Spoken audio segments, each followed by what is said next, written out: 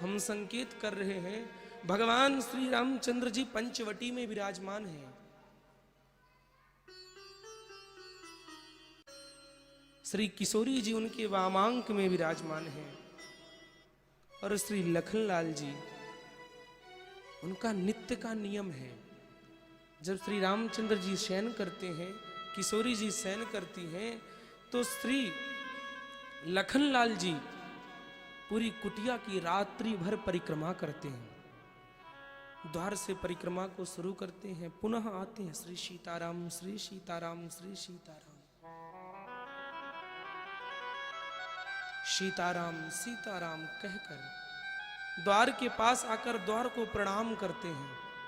पुनः उसी प्रकार से परिक्रमा चालू करते हैं और परिक्रमा करते करते करते करते प्रातः वेला हो जाती है। नित्य ही यह घटना बनती थी और हुआ कुछ यूं। एक दिन जैसे ही भगवान के विश्राम के बाद लखनलाल जी परिक्रमा करने के लिए उठे,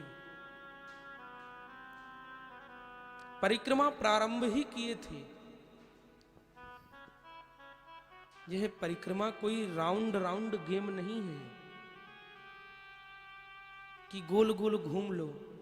आज सभी लोग परिक्रमा करके आए हैं ना। परिक्रमा एक साधक के लिए प्राण है। वह जिससे प्रेम करता है वह उसको चारों ओर से निहार ले, वह उसको चारों ओर से देख ले। लखनलाल जी परिक्रमा कर रहे हैं, श्री सीताराम श्री सीताराम। और आज जैसे ही द्वार पर प्रणाम किए हैं और प्रणाम करते ही आज कुछ ऐसी घटना बनी, लखनलाल जी स्तब्ध हो गए हैं। कुटिया के अंदर से कुछ रोने की आवाज आ रही है। लखनलाल जी मन में विचार करने लगे, कुटिया के अंदर कौन रुदन कर रहे हैं, कौन रो रहा है कुटिया के अंदर। हिम्मत नहीं हुई ना, पर फिर भी पदत्राण को नीचे करके बहुत ही धीरे धीरे पांव बढ़ाकर शोर ना हो जाए, विक्षेप ना हो प्रभु श्री रामचंद्र जी के शयन में। जैसे कुटिया के अंदर प्रवेश किए, एक बड़ी अद्भुत घटना बनी। किशोरी जी तो शयन कर रही हैं और वहीं निकट भगवान श्री रामचंद्र जी कुटिया के कोने पे दोनों हाथों को अपने घुटना में रखकर शिशक शिशक रो रहे हैं।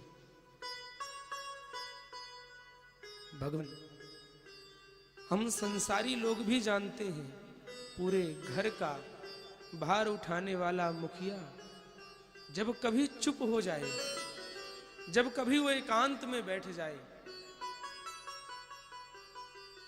सभी घर वालों को चिंता हो जाती है कि आज हमारे बाप को हो क्या गया, ये मौन क्यों है, ये चुप क्यों है।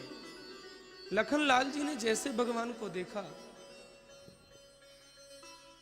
लखनलाल जी की आंखों से अश्रु बहने लगे। चुपचाप जाकर किनारे में बैठ गए, हाथ जोड़ लिए, प्रभु यह घटना बनी ही थी। किशोरी जी की निद्रा खुल गई।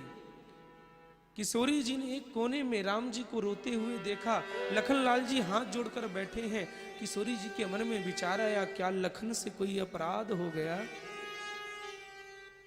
क्या लखनलाल से कोई अपराध बन गया। किशोरी जी अपने पलकों को नीचे करके आंखों से अश्रु भर के रामचंद्र जी की ओर हाथ जोड़कर कहने लगी, हे प्रभु, हे दीनानाथ, अगर हमसे कोई गलती हुई हो तो हमें क्षमा कर देना। कोई सेवा में त्रुटि हो गई है, अगर कोई सेवा में त्रुटि हुई है तो हमें क्षमा कर दो। जानकी जी ने हाथ जोड़ा, प्रभु इतना ही नहीं, अगर लखन से किसी प्रकार की गलती हुई हो तो लखन को क्षमा कर देना, लखन को माफ कर देना। और इतना नहीं, किशोरी जी कह रही है, ये तो अभी लड़का है, अभी दुधमुहा बालक के समान है लखन, अगर इनसे कोई अपराध हो गया हो तो इन्हें क्षमा कर दो। भगवान सिसक सिसक के रो रहे हैं। लखनलाल जी भी रुदन करने लगे, श्री किशोरी जी रुदन करने लगे। बोले भगवान बताइए तो क्या अपराध बन गया। भगवान घुटनों से दोनों अपने मुख को उठाया है, दोनों हाथों को हटाया है। किशोरी जी की ओर देखकर टेढ़ी नजर से लखन की ओर देख रहे हैं, कह रहे हैं लखन तुमसे कोई अपराध नहीं बना, हे सीते तुमसे कोई अपराध नहीं बना, तो भगवान ये क्यों रुदन क्यों। बोले हे लखन हे सीते मुहि के कई नंद की याद सतावे, मुझे भरत का स्मरण हो रहा है, मुझे भरत की याद आ रही है।